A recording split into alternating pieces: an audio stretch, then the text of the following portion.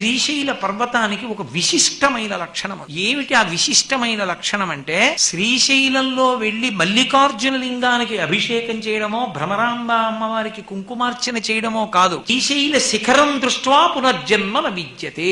శ్రీశైలంలో ఉన్నటువంటి శిఖరాన్ని చూస్తే చాలు. ఏ శిఖరం?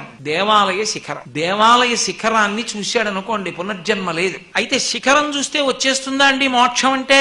వస్తుంది. ఒకప్పుడు పార్వతీదేవి ఈ ప్రశ్న పరమశివుణ్ణి అడిగింది. అంటే పార్వతీదేవికి తెలియదా అండి అని అనుకోకండి. మనకి చెప్పడానికి ఆది దంపతులు అలా ఆడుతూ ఉంటారు నాటకం. అయ్యా, ఇంతమంది వచ్చి చూస్తున్నారు కదా, శిఖరం కనపడిన వాళ్ళందరికీ మోక్షం వస్తుందా అని అడిగింది పార్వతీదేవి. ఆయన అన్నాడు వస్తుంది. ఎవరికి వస్తుందని అడిగింది. ఎవరికి వస్తుందో చూపిస్తాను రా అన్నాడు. విభూతి కుండ ఉంది కదా కింద, అందులో పరమశివుడు వృద్ధ బ్రాహ్మణ రూపంలో దిగబడిపోయాడు. చెయ్యొక్కటి బయట పెట్టాడు. పెద్ద అరుపులు అరుస్తున్నాడు. అయ్యో, నన్ను ఎవరైనా పైకి లాగండి, పైకి లాగండి, పైకి లాగండి అని. పార్వతీదేవి వృద్ధ బ్రాహ్మణి రూపంలో ఏడుస్తోంది. అయ్యో, నా భర్త ఊబిలో దిగిపోతున్నాడు, ఎవరైనా వచ్చి తీయండి అని. పరుగు పరుగున వచ్చారు కొంతమంది, మేము లాగుతామని. అయ్యో, నా భర్తని లాగేటప్పుడు కించిత్ పాపం లేకపోతేనే లాగాలి. అయ్యో, మేము చేసినవి చాలా ఉన్నాయమ్మా అని వెళ్ళిపోయారు. ఒక వేశ్య, ఆమె జీవితం అంతా పడుపు వృత్తితో గడిపింది. ఆవిడ వచ్చింది. వచ్చి, అమ్మా నేను లాగుతాను, నువ్వే పాపం చేయలేదా అంది. చెయ్యకేమ్మా, నేను వేశ్యా వృత్తిలో ఉన్నాను, ఎన్ని పాపాలు చేశానో, శ్రీశైల శిఖరం చూశాను కాబట్టి నాకు మోక్షానికి అర్హురాలను. అంటే నాకు పాపం లేదు, పుణ్యం లేదమ్మా.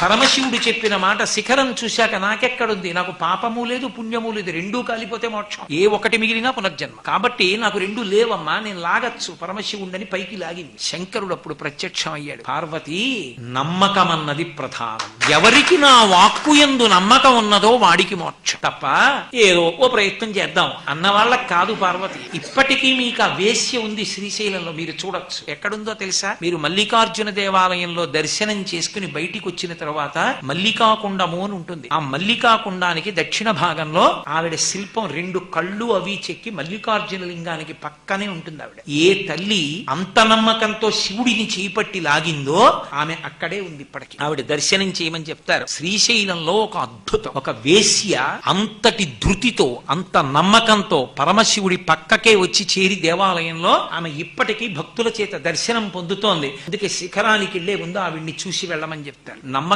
నేర్చుకో. ఆవిడ పక్కకి చేరింది, నువ్వు చేరగలవు నమ్మగలిగితే శ్రీశైలం.